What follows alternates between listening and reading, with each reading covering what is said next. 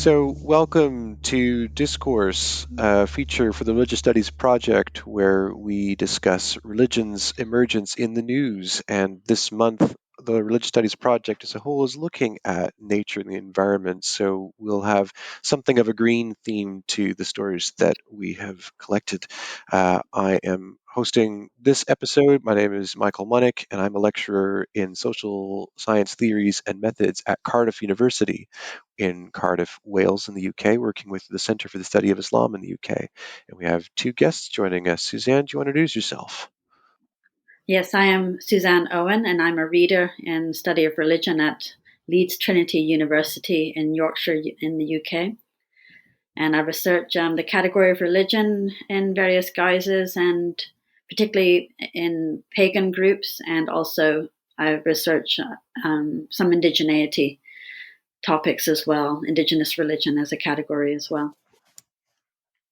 Great. And also we have Dan. Dan, go ahead. Hello, my name is Dan Gorman. I'm a history PhD candidate at the University of Rochester. My research currently is about spiritualism, its relationship to the broader transcendental liberal religious climate of New England, and hoping to work a little science and religion in there as well, but I haven't gotten to that chapter yet of my dissertation. And I'm also interested in urban religion, even though that's not the subject of my dissertation. Great.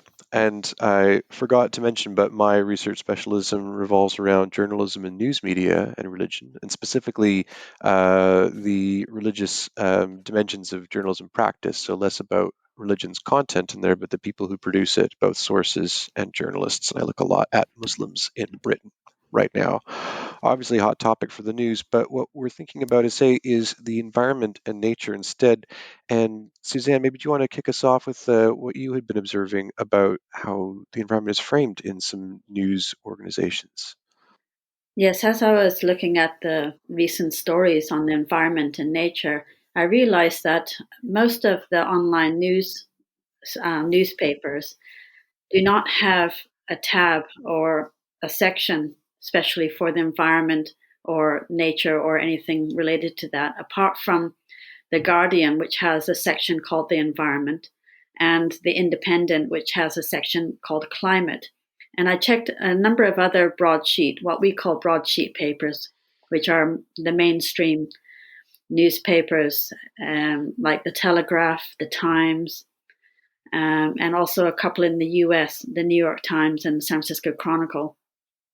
And none of them had a separate section. So presumably you would find environment stories buried under a science type category or some other type of category, but not anything dedicated to the environment or climate. And it's interesting that the choice of the title of the section, the Guardian one, which is on the environment, is obviously a broader category, and the type of stories that it has, the ones today, I'm having it just open just now. There's one about whether frozen wind turbines are to blame for Texas power outages, of all things. Oh, no, sorry, this is the Independent one, sorry.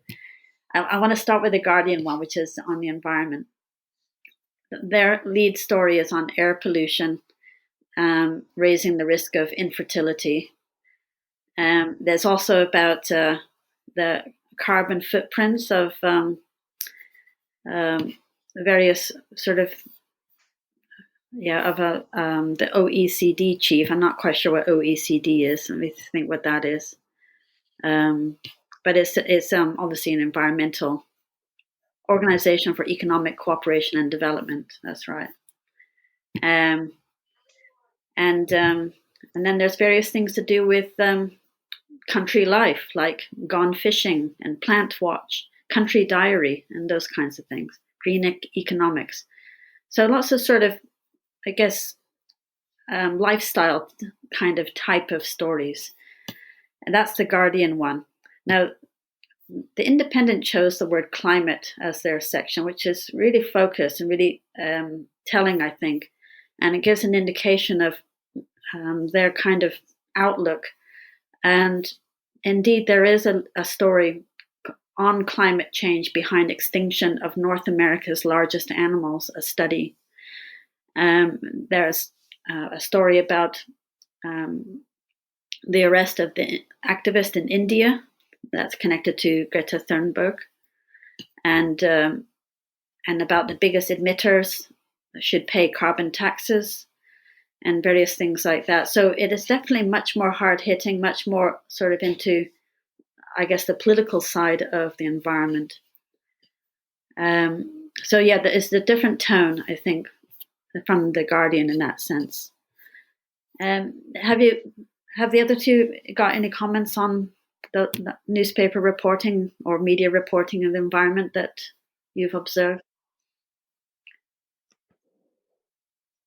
Sure. Well, I was interested in the notion of stewardship and how that comes in. And when you were initially letting us know about how these ideas are framed, it was interesting that you had an idea not necessarily seen in the immediate stories today, but that there was a sort of a positive outlook on the Guardian's reporting, thinking about possible futures Mm. and big dreams, whereas on the Independent, they're aggregating, it was very much kind of that environmental negativity, and thinking about the cost that human activity is having on the planet. Um, and I wonder about, the where religious ideas fit in that, and this notion of stewardship and how to bring forward messages to encourage people in their behavior, or perhaps to discourage them, and maybe that sort of indicates Mm. something in that separate focus for that.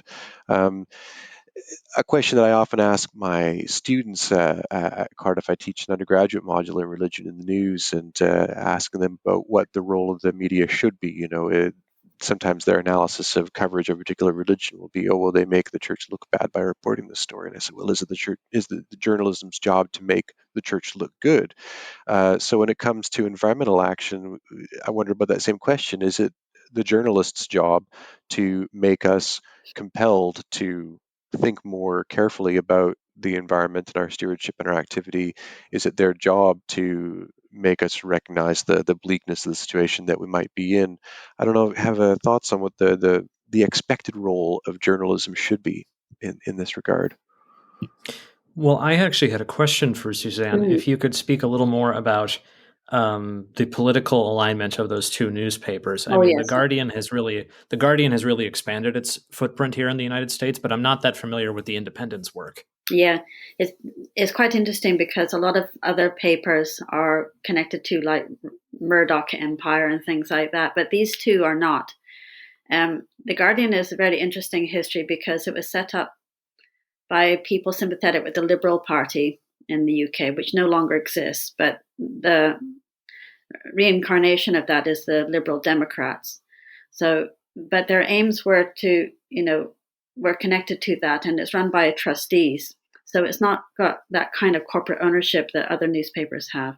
But the aims are definitely towards the Liberal Democrat end of politics. A lot of people regard them as left wing, but actually they are highly critical of the left, I would say. Although they do have individual um, commentators in their newspaper who are left wing, such as Owen Jones. He's probably getting more well known beyond Britain, but he's quite left wing. He was a supporter of Jeremy Corbyn when he was leader of the Labour Party.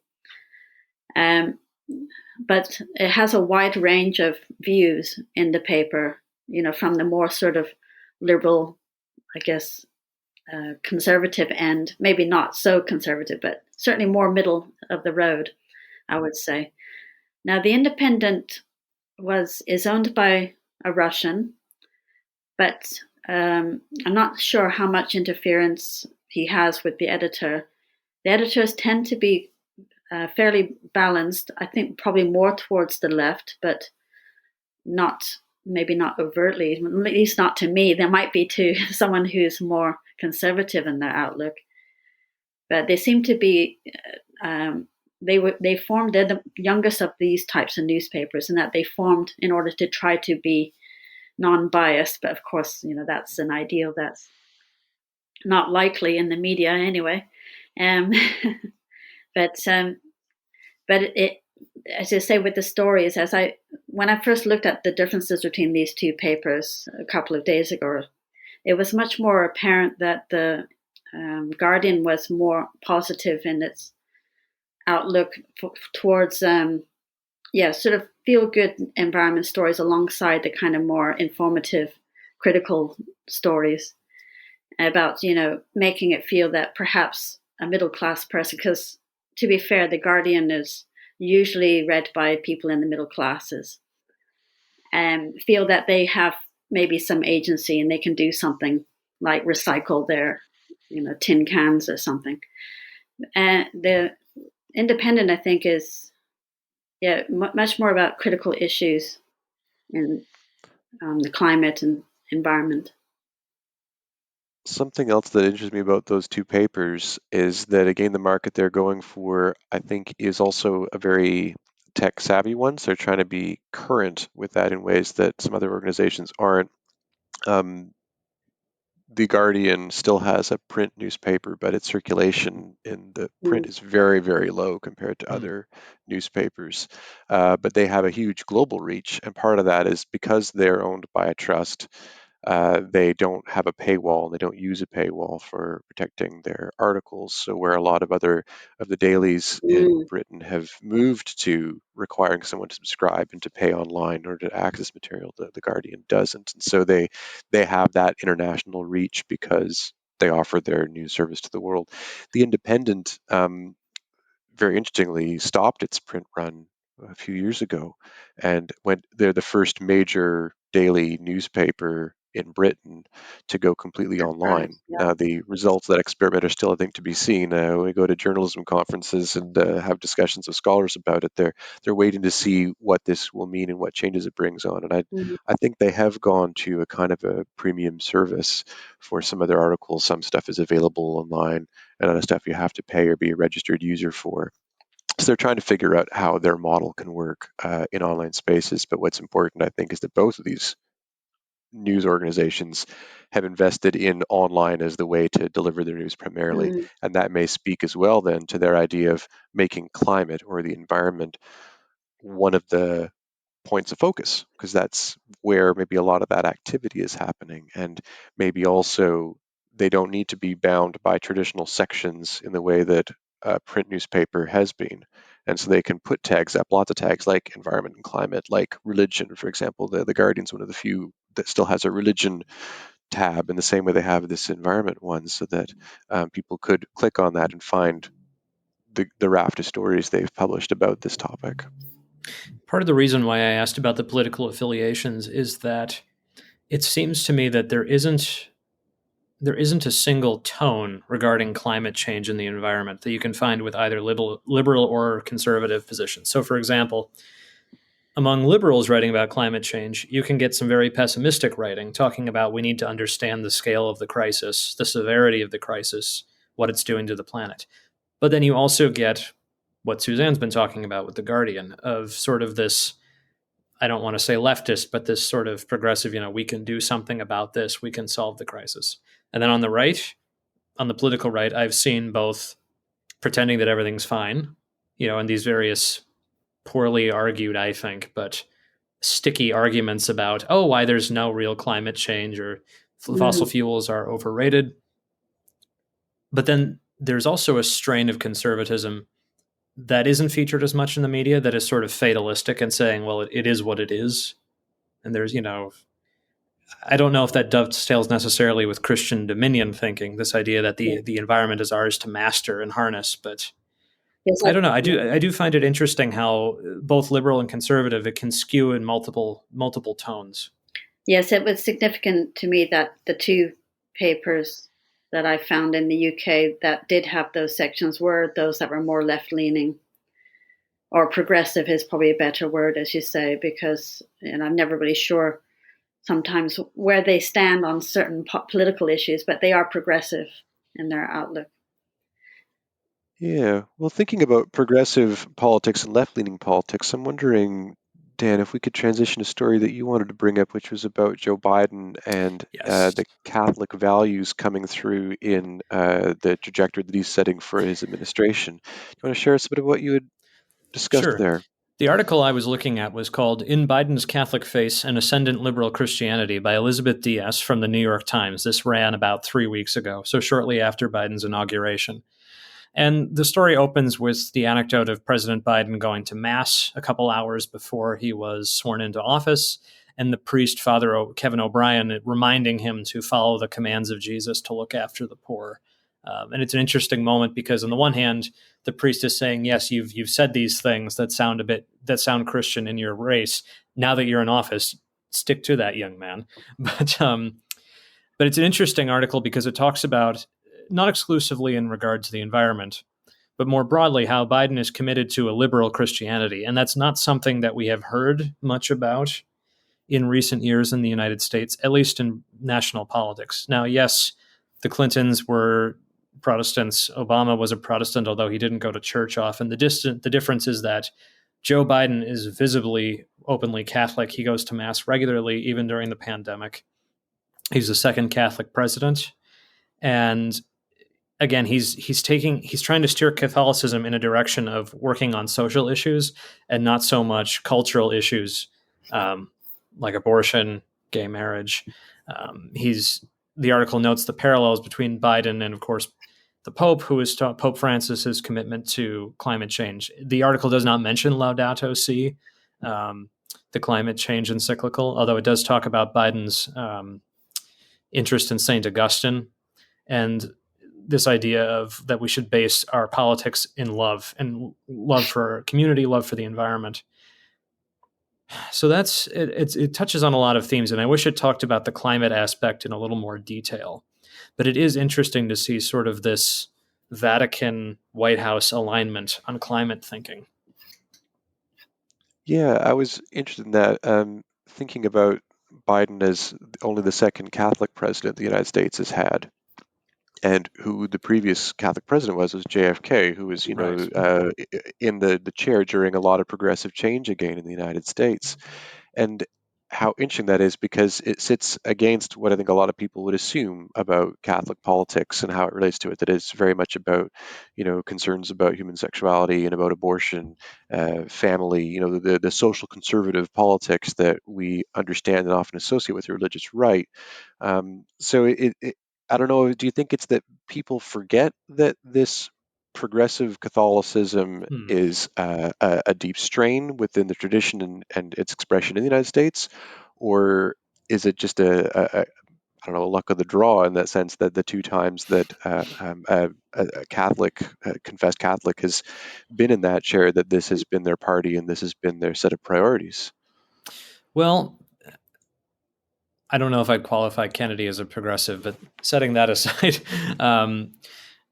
I do think religious liberalism is not popularly associated with the Catholic Church anymore. Now, there are caveats to that.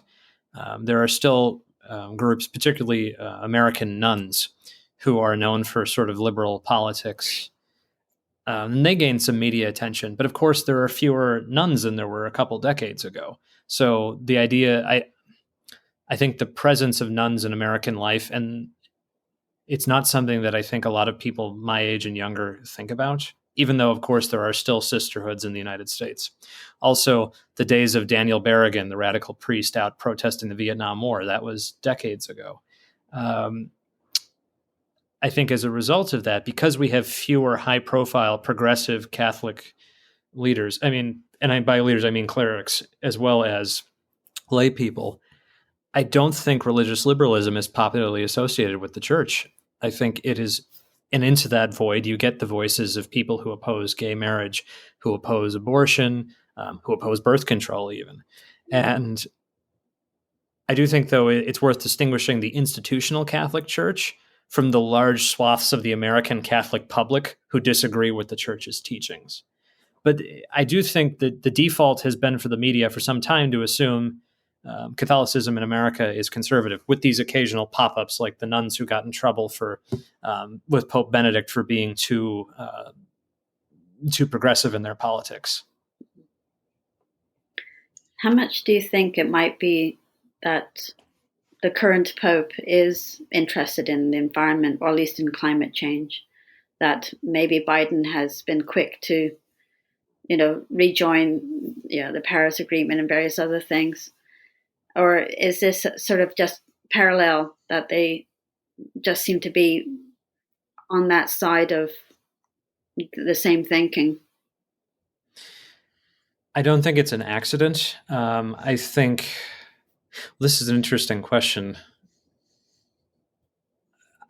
Because I don't know enough about Biden's political history to know when he first started talking about climate issues. It would be very interesting to go back and see, put Vatican statements about climate alongside Joe Biden's and see if he became more vocal after Laudato Si was published. Yeah. I find it hard not to think the Pope has influenced his thinking on this. It's helped to maybe validate the issue as an important one. Yes, I think so. One thing, and I'm all the most loath to say this because I don't want to put ideas in the trolls' heads, but I wonder if the similarity in the Pope and President Biden's climate views will resurrect anti-Catholic sentiments on at least some parts of the political right. When John Kennedy was president, when he was running for president, there were accusations that the Vatican would be dictating American politics. Mm-hmm. And now that we've seen the rise of conspiracy thought, it's always been there, but now that it's been sort of unleashed on the political right, I wonder if people are going to accuse him of taking orders from Pope Francis. This was exactly what I was thinking as well, that if they start to disagree with some of this, then that accusation will rise, I'm sure. It has, in other considerations. I mean, even when Tony Blair, the former Prime Minister of the UK, he wasn't Catholic while he was in office, but his family was, but he became Catholic afterwards. And there was even sort of that fear of, I guess it's still a problem in the UK about. And it's tricky on the political. It's tricky in the American political right because for more than 40 years now, evangelical Christians in the Republican Party have forged a cultural alliance with conservative Catholics.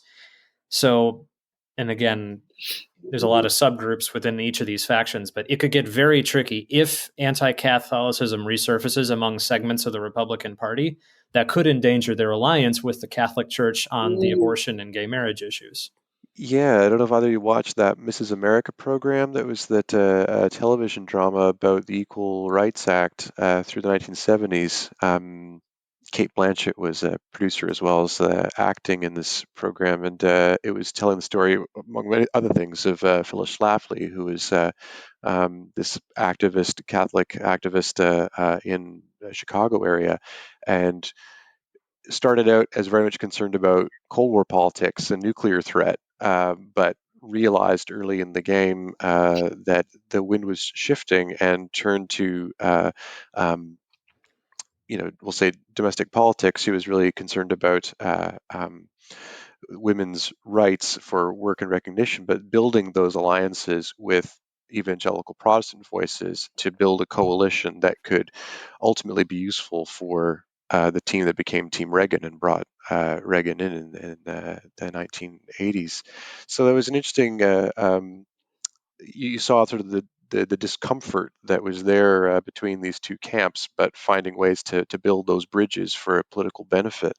So it'd be interesting if that is threatened in this presidency, where we can see so clearly that the affiliation with a party doesn't need to match with one's affiliation to a denomination, that those lines can cut across. Well, and again, I don't want to claim the Republican Party is anti-Catholic. If anything, I think at this point the Republican Party is very pro-Catholic. Several of their Supreme Court justices are Catholic at this point.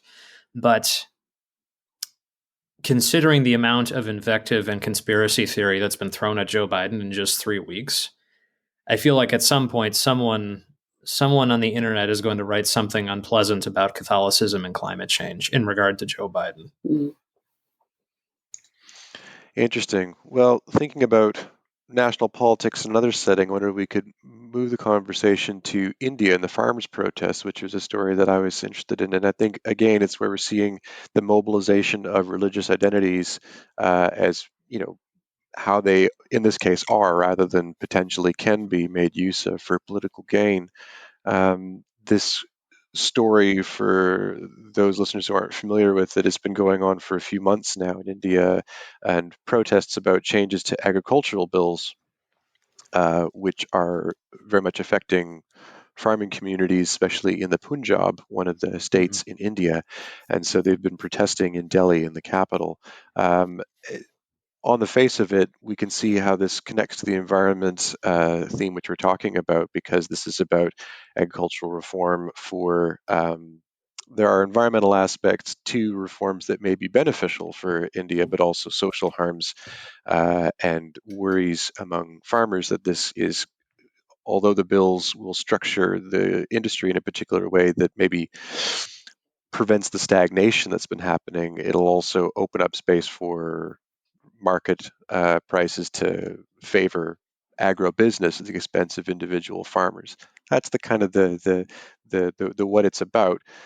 But how this has been playing as about this being largely a area where there's a Sikh population in the Punjab, that this is inordinately affecting members from that religious community and their resistance to the government, which is the BJP government currently under Narendra Modi, uh, largely seen as a Hindu nationalist government. And so we have Hindu identity being put up against what's now seen as this Sikh opposition that hadn't been there before. Phrases that have been used against these protesters about Khalistani terrorists. And I don't know if that phrase is meaningful for you in the sense that, especially in the 1980s, there was a very difficult, fractious relations between Sikhs and Hindus in India, and people advocating for the establishment of a Sikh national state separate from India, another partition, as if you will.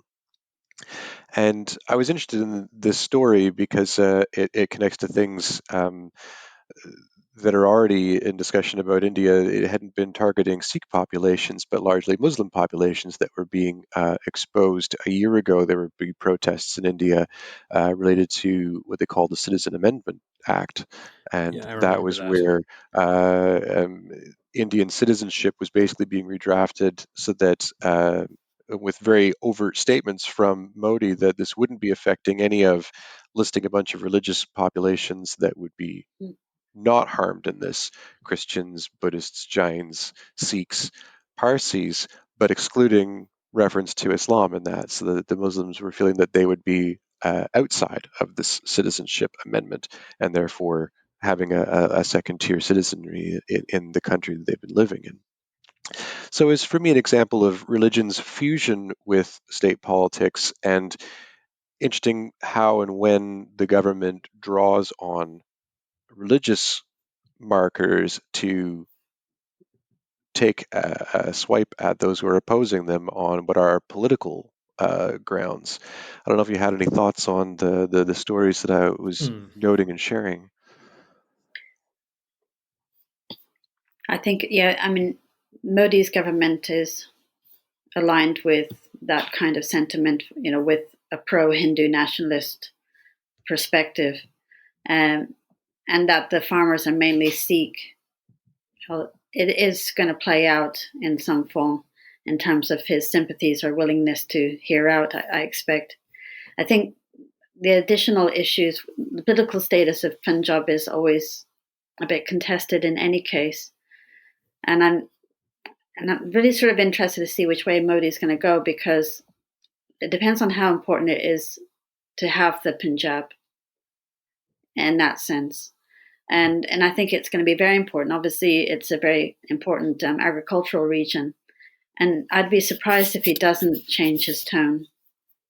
And Do you think it's possible that a secession movement would grow from this? I don't. I think it's because it brings into the whole sort of Punjab issue as well, or it could do. And I think this is where he may have to be more cautious in how he responds. Although at the moment there's not been any sign of that. In fact, the opposite. No, very much Yeah. the strongman politics that we've come to expect from him. Well, I was thinking about coverage I saw of the strikes a few weeks ago, saying that it's now at this point the largest strike in human history. 250 million people Wow. joining it. So obviously, this movement, the farmers' protest, is bigger than just the Sikh population, which is I don't know the. Do you know the number of the Sikh population in India? Is it several I million? actually don't. I think It's 2% I according to could. the article. Okay. But But so obviously, I find it interesting. yeah. The movement that's happening is bigger than just Sikhism. There are Hindus and presumably Jains and even Christian farmers protesting. But I was curious if you could speak a little more about the role of Sikhism. Do you find that Sikhism and Sikh farmers are the sort of the leaders of this movement? Are they just one voice among many? Yeah, I think something like 60% of the protesters have been identifiably Sikh. So that is a large character of the protesting population, and I think that's largely about geography, maybe a bit about the kinds of professions people are in. But agriculture is such a huge industry in India. I mean, there the agribusiness isn't there as it is in, for example, the United States, and so you have a lot of small rural landholders. A huge amount of the population is involved in the industry, so it will affect more than just that segment of the population, and that partly is, I think, why the protest is wider than just within this community, and that obviously everyone needs to eat. So your food source can make you very agnostic or maybe pluralistic in that regard. um, it's just also interesting to me that although that has been the character of the protesters, I don't think that they have largely marshaled that identity themselves in how they've been articulating their protests. They've been initially, as it was focused on the bills, on the economic justice side, that what have you. When there was a greater uprising uh, recently, just at the end of January. At that point, there were some of the protesters who were using this Khalistani flag as an image for to attach to their reactions, and that gave the government something to react against. So the question is how reflective that is of the protest movement, or whether that was something that was, obviously you have a large group of people. How easily can you control the messaging that comes from everybody involved in it? But it certainly gave opportunity for the government and their supporters to then use this idea of Khalistani terrorism as a way of dismissing the protests, which aren't really about religion at all. So it's the language that Modi's government seems to use to delegitimize opponents. And there's also been reading some accounts of the protests, that there have been accusations on social media suggesting that many of these so-called Sikhs are actually Muslims, and so they say, "Oh, look how they're praying in this way," and this is indicating that even the very much more reviled community for this Hindutva approach, Muslims are somehow infiltrating this notionally Sikh community of protesters. I think that I find it all fascinating. it really also illustrates the influence of colonialism on the category of religion in India, to where they seem to be able to make these distinctions between people as this is Sikh, this is Muslim, this is Hindu, and that's all fairly recent, and since in the last 100 or so years, and that these markers are now, you know, been placed into kind of bounded categories that aren't overlapping. Whereas in daily life in the Punjab, there's a lot of overlap in practice and in communities, or at least there was.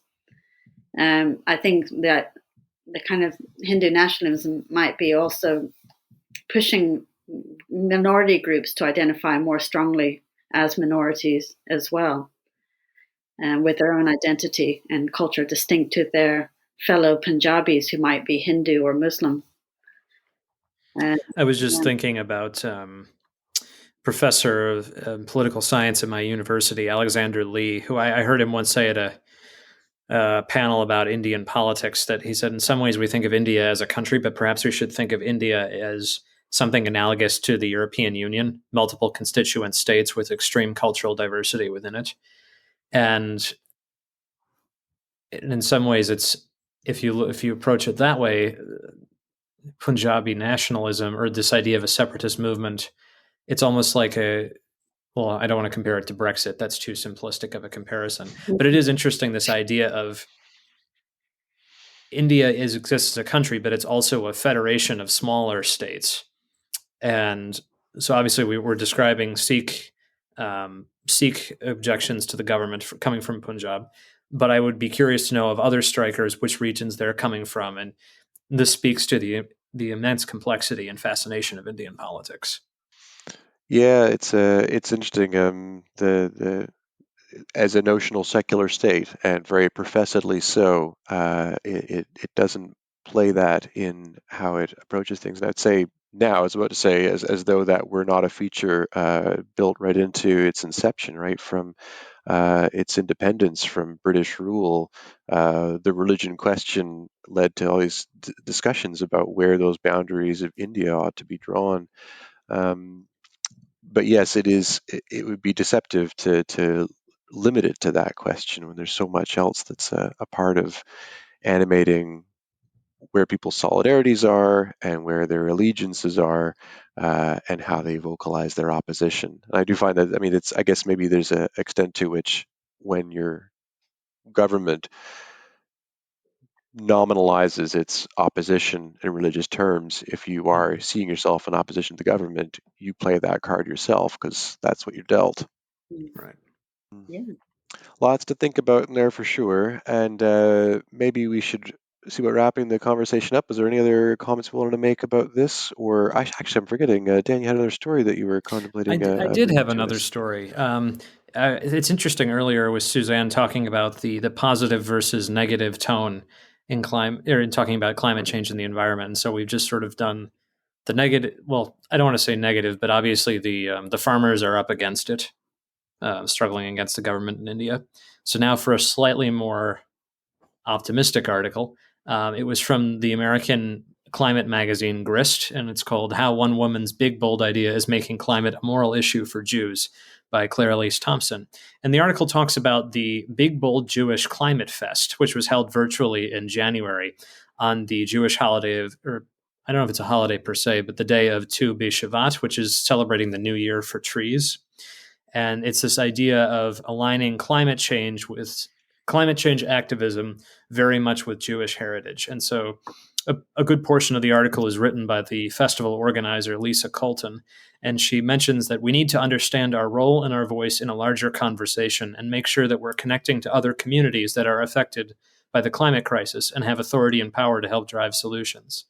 So essentially, what she's talking about is interfaith action that's rooted in Judaism to address climate change. Now, how this connects to Joe Biden is talking about, in the Biden article I mentioned earlier, there's a discussion of him citing Augustine for making an imperfect society better. And a religion professor that is quoted in that article talks about this idea of using Augustine as this model of, okay, Christianity doesn't rule the whole world, we must collaborate with others. So isn't it interesting that we have Biden talking about a pluralistic approach to climate change, and now here with the Big Bold Jewish Climate Fest, Miss Colton talking about the idea of multiple communities coming together to work on climate change. And so it's this idea of a politically liberal movement on climate change within Judaism, and also making Judaism an explicit part of the conversation. Because I think oftentimes the rhetoric is dominated by Christianity in the United States when talking about fixing the world. So it was a very, very interesting article to read. Another thing Colton mentions is that exit polling in the 2020 election showed that American Jews ranked climate change and COVID as the issues that they found most important. Yeah, it's interesting this Tu B'Shavat. I think it was connected to the notions of the tree of life, and now it's a literal tree of giving life, in the different iterations over, with contemporary concerns within traditional frameworks.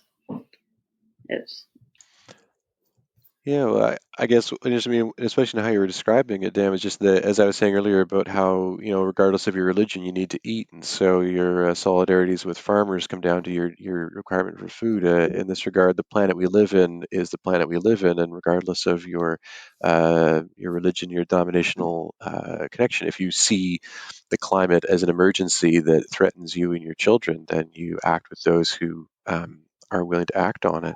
I had a student in our master's program doing a dissertation just this past summer on Muslim and environmental activism, and again, just this how people draw on, when they draw on their faith, particularly to justify action. We certainly see that a large part of environmentalism doesn't need uh, a faith basis to justify the action that it wants to take on climate change. But there are people who do and see that as a calling and a mission, and that there are various sources they can draw on to pull it together. I wonder if you sense that there's any potential for conflict if people scratch too much at the surface reading of it, which is, God wants us to look after this planet that God has given us, and start looking into how those could create complex ruptures in the solidarities that are emerging. It certainly could. I mean, any movement's going to break over tactics, and I'm sure that will come up in interfaith discussions about climate change as well. But I also don't want to overstate that the article, it's not exclusively about interfaith action. I mean, I think that's a sort of a subtext theme there, but it's an article very much rooted in Jewish approaches to climate change, and also this idea of an ongoing struggle. Colton, the conference organizer, talks about. She says it's a Jewish principle that each of us is not obligated to complete the work, but neither are we free to desist from it. And I think philosophically that's interesting to distinguish from sort of Christian rhetoric of reaching a fixed endpoint, this, whether it's the second coming, this utopian narrative. And so I think it's a very interesting article for talking about rooting climate change deeply in a Jewish perspective, which means slightly different philosophical reference points, also the importance of ritual and building an environment where everyone feels welcome. And I mean, of course, you get that in other religions as well, but I thought it was distinctive. It's the first article I can remember seeing in a long time that took Judaism and Jewish climate thought, even of just a liberal strain, with that much seriousness. Well, that's a good way to end this discussion. Yeah, thanks for bringing it to us. So, and thanks to you for listening to Discourse. This is where the Religious Studies Project looks into news events of the month, I guess. And I want to thank Dan Gorman, a doctoral candidate at University of Rochester, and Suzanne Owens from Leeds Trinity University, and myself, Michael Munnik at Cardiff University. We've been the ones bringing you this conversation today, but every month a new set of people will be joining to speak. So thanks for your continuing interest and support of the Religious Studies Project. And thanks to Dan and Suzanne for joining the conversation today. Thank you for chairing. Thank you. The RSP is sponsored by the BASR, NAASR and the IAHR and is produced by the Religious Studies Project Association, a Scottish charitable incorporated organisation. Find out more at religiousstudiesproject.com. Brought to you by editors Brianne Fallon and David McConaughey, and founding editors Chris Cotter, that's me, and David Robertson, that's the other guy. Our features are edited by Rebecca Barrett-Fox and Lauren Osborne, and our Opportunities Digest by Ella Bach. Audio editing by Alex Matthews, podcast transcription by Andy Alexander and Savannah Finver, and social media managed by Ray Radford and Candice Mixon. Don't forget you can support the project by using our Amazon affiliate links or donating at patreon.com/projectrs.